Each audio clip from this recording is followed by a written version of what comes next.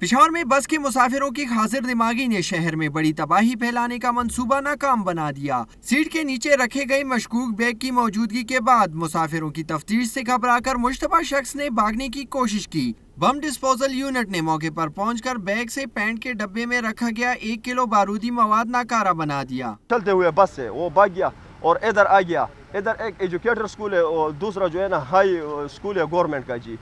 तो इधर जो है ना इन लोगों ने पकड़ा। जब मुझे इतला दी तो मैंने पुलिस वालों को इतला दी। दूसरी जानिब सीटीडी ने गिरफ्तार मुलजिम की निशानदही पर पीर जकोड़ी पुल के करीब घी के डब्बे में रखा गया 4 किलो वजनी बम बरामद कर लिया, जिसे बम डिस्पोजल यूनिट के एहलकारों ने नाकारा बना दिया।